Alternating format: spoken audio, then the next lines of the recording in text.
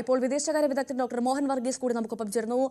ശ്രീ മോഹൻ വർഗീസ്, ഈ ആക്രമണവുമായി ബന്ധപ്പെട്ട് പ്രധാനമായും 2 ചോദ്യങ്ങളാണ് ഉയർന്നത്. ഒന്ന്, അമേരിക്ക ഈ വിഷയം അറിഞ്ഞിരുന്നു, അറിഞ്ഞെങ്കിൽ എപ്പോൾ അറിഞ്ഞു? ഒപ്പം ഖത്തറിനെ ഇത് അറിയിച്ചിരുന്നോ, എപ്പോഴാണ് അറിയിച്ചെന്നുള്ള പ്രധാനപ്പെട്ട 2 ചോദ്യങ്ങൾ അവിടെ ബാക്കി നിൽക്കുന്നു. അതോടൊപ്പം തന്നെ ഇസ്രായേൽ പ്രധാനമന്ത്രി ബെഞ്ചമിൻ നെതന്യാഹുവിനുള്ള സ്വാധീനം, ട്രംപിനുള്ള സ്വാധീനം കൂടി അവിടെ ചർച്ചയാകുന്നുണ്ട്. അതൊരു സംശയമായി ഉയരുന്നുണ്ട്.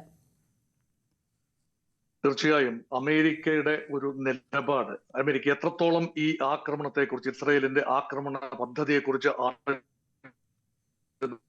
അറിവ് ഖത്തറിന് കൈമാറിയോ, ഇതൊക്കെ വലിയ ചോദ്യങ്ങൾ തന്നെയാണ്. അതിന് ടൈമിംഗ് വളരെ പ്രധാനമാണ്. ബെഞ്ചമിൻ നെതന്യാഹുവിന് എതിരെ ഉള്ള അഴിമതി ആരോപണങ്ങൾ അന്വേഷണത്തിന്റെ ഒരു ഘട്ടത്തിൽ നിൽക്കുന്ന സമയത്ത് തീർച്ചയായും ഒരു ഡിസ്ട്രാക്ഷൻ ബെഞ്ചമിൻ നെതന്യാഹു ആഗ്രഹിക്കും, സ്വാഭാവികമാണ്. അത് മാത്രമല്ല, ഇസ്രായേലിന്റെ ഒരു പ്രഖ്യാപിത നയമുണ്ട്.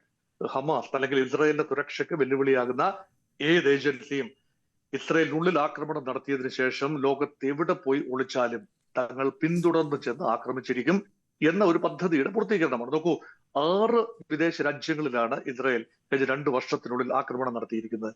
ഇറാൻ, സിറിയ, ഇറാഖ്, അതുപോലെ ലെബനൻ, ഹൂതികളുടെ ഭാഗമായ യമൻ, ഇതെല്ലാം തന്നെ ആക്രമണ വിധേയമാവുകയും ഇപ്പോഴിതാ ഗൾഫ് കോപ്പറേഷൻ കൗൺസിലിലെ ഒരു രാജ്യം ആദ്യമായി ആക്രമണ വിധേയമാവുകയാണ്. ഇവിടെ നോക്കൂ, അറബി ലോകത്തെ പല രാജ്യങ്ങളുമായും ഇസ്രായേൽ ഏറ്റുമുട്ടിയിട്ടുണ്ട്. പക്ഷേ GCC രാജ്യങ്ങളുമായി ഒരു സാമാന്യം ഊഷ്മളമായ ബന്ധം തന്നെയാണ് ഈ അടുത്ത കാലത്തെല്ലാം ഇസ്രായേൽ പുലർത്തിയിരുന്നത്. കാരണം അനാവശ്യമായ ഒരു വിവാദത്തിലേക്ക് എത്തിച്ചേരാൻ ഇസ്രായേലും ആഗ്രഹിച്ചിരുന്നില്ല. അത് മാത്രമല്ല, ഈ ട്രംപ് ആദ്യ ഊഴത്തിൽ ഇനിഷ്യേറ്റീവ് എടുത്തുകൊണ്ട് കൊണ്ടുവന്ന അബ്രഹാമിക കരാറുകളുടെ ഭാഗം കൂടിയായിരുന്നല്ലോ സൗദി അറേബ്യ.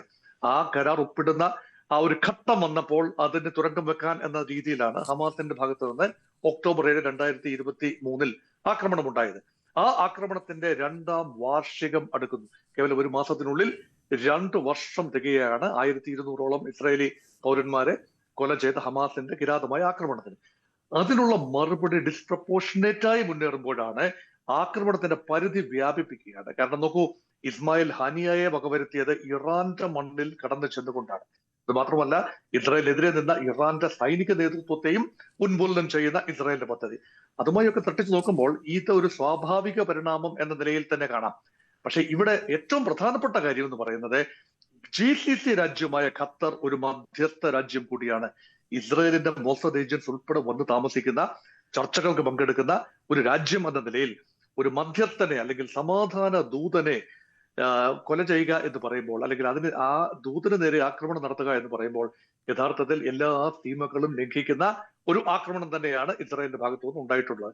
അതുകൊണ്ടാണ് ഇവിടെ ഇപ്പൊ ചോദിച്ച ചോദ്യം, അമേരിക്കയുടെ ഒരു നിലപാട് എന്താണ്? അമേരിക്ക ഇത് അറിഞ്ഞിരുന്നു എന്നാണ് ചോദ്യമെങ്കിൽ അറിയിച്ചിരുന്നു, അതുകൊണ്ട് അറിഞ്ഞിരുന്നു. സമയാസമയങ്ങളിൽ അത് ഒരു ട്രംപ് തന്റെ ഏജന്റ് സ്റ്റീവ് വിറ്റ്കോഫിനെ ചുമതലപ്പെടുത്തിയിട്ടുണ്ട്.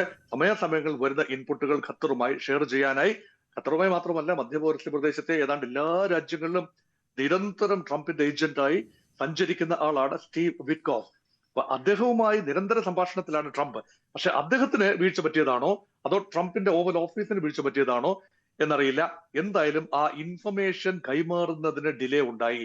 അതുകൊണ്ട് സ്വാഭാവികമായും ഖത്തറിന്റെ പ്രതികരണം, അമേരിക്ക അറിയിച്ചോ എന്ന് ചോദിച്ചാൽ അറിയിച്ചിരുന്നു, പക്ഷെ സമയത്തിന് വിവരം അറിഞ്ഞില്ല. ബോംബ് വീണതിന് ശേഷമാണ് അറിഞ്ഞിരിക്കുന്നത്. ഒരു കെട്ടിട സമുച്ചയത്തിന് നേരെയാണ് ബോംബ് ആക്രമണം ഉണ്ടായിട്ടുള്ളത്. വിമാനങ്ങളിൽ നിന്നും വർഷിക്കുന്ന ബോംബുകൾ. ഒരു കെട്ടിട സമുച്ചയമാണ്. അവിടെ ഏതാണ്ട് 30 ചില്ലാനം പേരാണ് മരണപ്പെട്ടതെന്നുള്ള റിപ്പോർട്ടുകളാണ്. അതിൽ തന്നെ ഹമാസിന്റെ ഉന്നത നേതൃത്വം, 5 അംഗ ഒരു സമിതിയാണ് ഇപ്പോൾ ഹമാസിന്റെ പ്രവർത്തനങ്ങൾ അന്താരാഷ്ട്ര നിലയിൽ പൊളിറ്റിക്കൽ കൗൺസിൽ അല്ലെങ്കിൽ ഒരു പൊളിറ്റ് ബ്യൂറോ സംവിധാനം, അതിന്റെ തലപ്പത്തുള്ള ഖലീൽ അൽ ഹയ്യ, അദ്ദേഹത്തെ ആണ് ടാർഗറ്റ് ചെയ്തതെന്നായിരുന്നു വിവരം. പക്ഷെ അദ്ദേഹം വധിക്കപ്പെട്ടോ ഇല്ലയോ എന്നതിനെ കുറിച്ച് കൃത്യമായ വിവരങ്ങൾ നൽകാനാവുന്നില്ല. ഹമാസിന്റെ ഭാഗത്തു നിന്ന് തന്നെ സ്ഥിരീകരണം ഉണ്ടാകുന്നത് തങ്ങളുടെ 5 പടയാളികൾ മരിച്ചു എന്ന രീതിയിലുള്ള സ്ഥിരീകരണമാണ് ഉണ്ടാക്കുന്നത്. ഇസ്രായേലിന്റെ ടാർഗറ്റ് പൂർണ്ണമായി അറ്റൈൻ ചെയ്തിട്ടുണ്ടോ എന്നതിനെ കുറിച്ചും സ്ഥിരീകരണങ്ങളില്ല. പക്ഷേ ആക്രമണം എന്നത് ഒരു യാഥാർത്ഥ്യമാണ്. എങ്ങനെയാണ് അറബി ലോകം ഇതിനോട് പ്രതികരിക്കുന്നത്? ഖത്തറിന്റെ പ്രതികരണം വന്നു കഴിഞ്ഞു. ഭീരുത്വം നിറഞ്ഞ ഒരു ആക്രമണമാണ് എന്ന പ്രതികരണം വന്നു കഴിഞ്ഞു. തീർച്ചയായും വളരെ നന്ദി ശ്രീ മോഹൻ വർഗീസ് ഞങ്ങളോട് പ്രതികരിച്ചതിന്. വീണ്ടും ഞാൻ എം ജി മിഥുനിലേക്ക് തന്നെ പോവുകയാണ്. മിഥുൻ, സമാധാന ശ്രമം അല്ലെങ്കിൽ സമാധാനം അകലെയാകുന്നു എന്നുള്ളൊരു ചോദ്യം, ഏറെ വേദനിപ്പിക്കുന്ന ഒരു ചോദ്യം ചോദിക്കേണ്ട സാഹചര്യമാണുള്ളത്. ഖത്തർ ഇനിയൊരു സമാധാന ശ്രമത്തിന് മുതിരുമോ? കാരണം തുടക്കം മുതൽ നമ്മൾ കണ്ടതാണ് ഈ വിഷയത്തിൽ, ഈ യുദ്ധത്തിൽ സമാധാനം ഉണ്ടാക്കണം, യുദ്ധം അവസാനിപ്പിക്കണം എന്നൊക്കെ പറഞ്ഞ് മുന്നിൽ നിന്നത് ഖത്തറായിരുന്നു. അവിടെയാണ് വലിയൊരു ആക്രമണം ഉണ്ടായത്, ലോകരാജ്യങ്ങൾ അപലപിക്കുന്നു. അപ്പോൾ ഇനിയൊരു സമാധാന ശ്രമത്തിന് ഖത്തർ മുതിരുമോ? തീർച്ചയായും അത് തന്നെയാണ് അറിയേണ്ടത്. ഇക്കാര്യത്തിൽ ഖത്തറിന്റെ നിലപാട് എന്താണെന്നുള്ളതാണ് നമുക്ക് ഈ വ്യക്തമാകേണ്ടിയിരിക്കുന്നത്. കാരണം പ്രത്യേകിച്ച് ഈ ഒരു ആക്രമണം ഖത്തറിന്റെ സവിശേഷമായിട്ടുള്ള നയതന്ത്ര പദ്ധതികൾക്ക് നേരെയുള്ള ഒരു ആക്രമണം കൂടിയായി നമുക്ക് വിശേഷിപ്പിക്കേണ്ടിയിരിക്കുന്നു. കാരണം ഹമാസിനെ ഒരു പൊളിറ്റിക്കൽ ഓഫീസിന് ഇടം നൽകിയും ഒപ്പം തന്നെ ഇത്തരത്തിൽ ഇസ്രയേലുമായി ഊഷ്മളമായ ബന്ധം സ്ഥാപിക്കലും ഒപ്പം US-ന്റെ മിഡിൽ ഈസ്റ്റിലെ ഏറ്റവും വലിയ സൈനിക കേന്ദ്രത്തിന് ആസ്ഥാനമാകാനും ഒക്കെ ഇത്തരത്തിൽ എല്ലാ കാര്യങ്ങളിലുമൊക്കെ അതിശക്തമായ ഒരു നയതന്ത്ര പദ്ധതിയാണ് ഇക്കാര്യത്തിൽ ഖത്തർ എല്ലാ കാലവുമായി പിന്തുടർന്ന് പോയിക്കൊണ്ടിരിക്കുന്നത്. അതിനേറ്റൊരു വലിയ തിരിച്ചടി. കാരണം പ്രത്യേകിച്ച് നമുക്കറിയാം ഈ തുടക്കം മുതൽ തന്നെ ഈ ഗാസയിലെ രക്തച്ചൊരിച്ചിൽ അവസാനിപ്പിക്കുന്നതിന് വേണ്ടിയുള്ള ഇടപെടൽ ഖത്തറിന്റെ ഭാഗത്തുനിന്നും ഉണ്ടായിരുന്നു. പക്ഷേ ഈ നിലപാടിനോട്, പ്രത്യേകിച്ച് എല്ലാവരെയും ചേർത്ത് പിടിച്ചുകൊണ്ട് മുന്നോട്ട് പോകുന്ന ഒരു നിലപാടിനോട് ഇസ്രായേലിന് ഒരുപക്ഷെ ഒരു എതിർപ്പുണ്ട് എന്നുള്ളത് തന്നെയാണ്. അതുകൊണ്ട് തന്നെയാണ് ഇത്രയും കാലമായും ഇങ്ങനൊരു ആക്രമണം നടത്താൻ ഇസ്രായേൽ മുതിരാതിരുന്നത്. ആ ഒരു സാഹചര്യത്തിൽ എന്തുകൊണ്ട് ഈ ദോഹയെ തിരഞ്ഞെടുത്തു, അല്ലെങ്കിൽ ദോഹയിൽ ഇങ്ങനെയൊരു മധ്യസ്ഥ ചർച്ച നടക്കുന്ന വേളയിൽ തന്നെ ആ നേതാക്കളെ കൊലപ്പെടുത്തുന്നതിന് വേണ്ടിയുള്ള ശ്രമം ഇസ്രായേലിന്റെ ഭാഗത്തുനിന്ന് ഉണ്ടായി എന്നുള്ളതാണ് ഏറ്റവും പ്രധാനപ്പെട്ട കാര്യം. അതുകൊണ്ട് തന്നെ ഇനിയുള്ള ചർച്ചകൾ അത് മറ്റൊരു രാജ്യത്തിന്റെ കേന്ദ്രത്തിലേക്ക് പോകുമെന്നുള്ളത് അവർ കണക്കുകൂട്ടുന്നുണ്ട്. പ്രത്യേകിച്ച് ഖത്തർ ഒഴിഞ്ഞു മാറിയാൽ പിന്നീട് ഈ വിഷയത്തിൽ ഏറ്റവും കൂടുതൽ മുൻപന്തിയിൽ നിന്നത് ഈജിപ്റ്റ് എന്ന രാജ്യമാണ്. അതുകൊണ്ട് തന്നെ ഈജിപ്റ്റ് പ്രധാന കക്ഷിയായി, പ്രധാന ഇടനിലക്കാരനായി രംഗപ്രവേശനം ചെയ്യുകയും ചെയ്യും. അങ്ങനെയെങ്കിൽ അത് കുറച്ചുകൂടി എളുപ്പമാകുക ഇസ്രായേലിന്റെ വഴിയിലേക്ക് കാര്യങ്ങൾ വരികയും ചെയ്യും. കാരണം പ്രത്യേകിച്ച് ഗാസ മുനമ്പിലേക്കുള്ള പ്രധാനപ്പെട്ട ഇടനാഴിയിൽ ഒന്ന് ഈജിപ്തിൽ നിന്നാണ്. പക്ഷേ അവിടെ ഇപ്പോഴും സ്വാധീനം ഉറപ്പാക്കാൻ ഇസ്രായേലിനെ സംബന്ധിച്ച് സാധിച്ചിട്ടില്ല എന്നുള്ളത് തന്നെയാണ്. അങ്ങനെയെങ്കിൽ ഈജിപ്തിന്റെ ഈ ഒരു മുഖ്യധാരയിലേക്ക് ഈജിപ്റ്റ് കൂടി കടന്നു വരുമ്പോൾ, പ്രത്യേകിച്ച് നമുക്കറിയാം കഴിഞ്ഞ കുറച്ച് നാളുകളായി തന്നെ ഊഷ്മളമായ ബന്ധമാണ് ഈജിപ്തും ഇസ്രായേലും തമ്മിലുള്ളത്.